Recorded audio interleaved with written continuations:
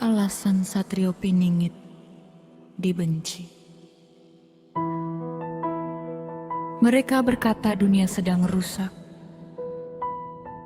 Mereka mengeluh tentang kebohongan, keserakahan, dan hilangnya arah manusia. Namun anehnya,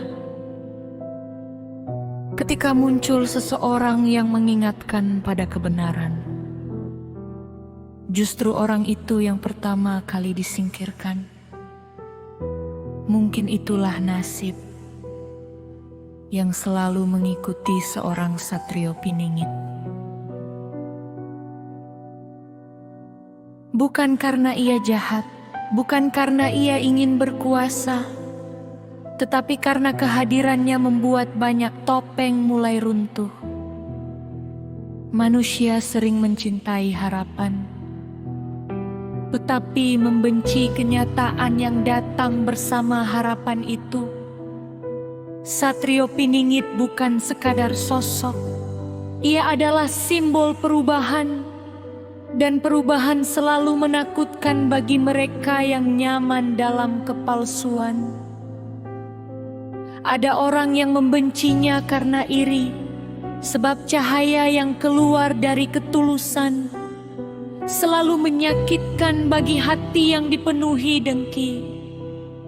Mereka melihat seseorang yang tetap tenang saat dihina, tetap berjalan saat dijatuhkan, tetap rendah hati saat memiliki pengaruh, dan itu membuat sebagian manusia gelisah. Karena tanpa sadar, kehadiran orang yang tulus sering menjadi cermin bagi kebusukan yang selama ini disembunyikan. Tidak semua orang siap bercermin. Ada juga yang membencinya karena takut kehilangan kekuasaan.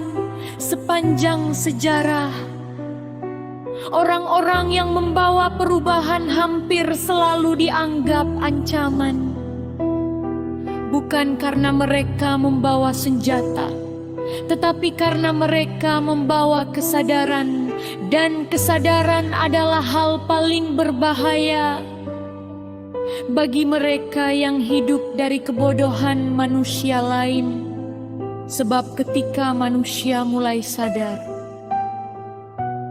mereka tidak mudah diatur, tidak mudah dibohongi, tidak mudah ditakut-takuti. Itulah mengapa orang yang membangunkan kesadaran sering dianggap musuh. Satrio Piningit juga dibenci karena banyak orang berharap penyelamat yang sesuai imajinasi mereka. Mereka ingin sosok sempurna, selalu lembut, selalu sesuai harapan, selalu memenuhi keinginan semua orang. Padahal manusia yang dipilih Tuhan tetaplah manusia biasa. Ia bisa lelah, ia bisa sedih, ia bisa terluka. Namun manusia sering lupa bahwa cahaya tidak selalu datang dengan kemewahan. Kadang ia hadir dari orang sederhana, dari seseorang yang diremehkan, dari orang yang tidak dianggap siapa-siapa.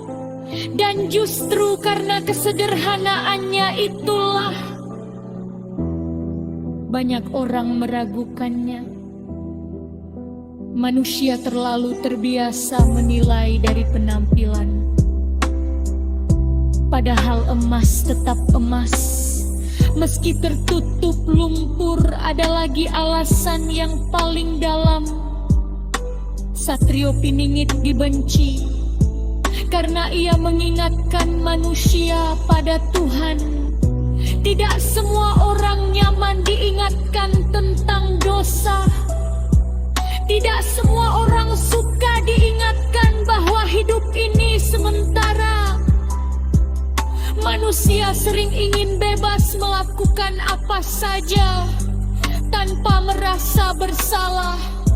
Tetapi kehadiran orang yang membawa nilai kebaikan membuat hati yang lalai menjadi gelisah. Bukan karena kata-katanya keras, tetapi karena hati mereka tahu bahwa yang disampaikan adalah kebenaran, dan kebenaran sering terasa menyakitkan bagi ego yang terlalu besar. Ironisnya, banyak orang baru menyadari nilai seseorang setelah orang itu pergi. Saat masih ada, ia dihina. Saat masih hidup, ia diragukan. Saat masih berbicara, ia ditertawakan. Namun ketika ia sudah tidak ada, barulah manusia berkata, ternyata dia benar. Begitulah manusia, sering terlambat menghargai. Tetapi dari semua itu, ada pelajaran penting yang harus dipahami. Jangan pernah membenci seseorang hanya karena ia berbeda dari mayoritas. Sebab tidak semua yang asing itu sesat, dan tidak semua yang ramai diikuti itu benar. Belajarlah melihat dengan hati, bukan hanya dengan prasangka. Karena terkadang orang yang paling sering dihina manusia justru orang yang paling dekat dengan kebenaran. Dan jangan pula terlalu sibuk mencari siapa Satrio Piningit sebenarnya.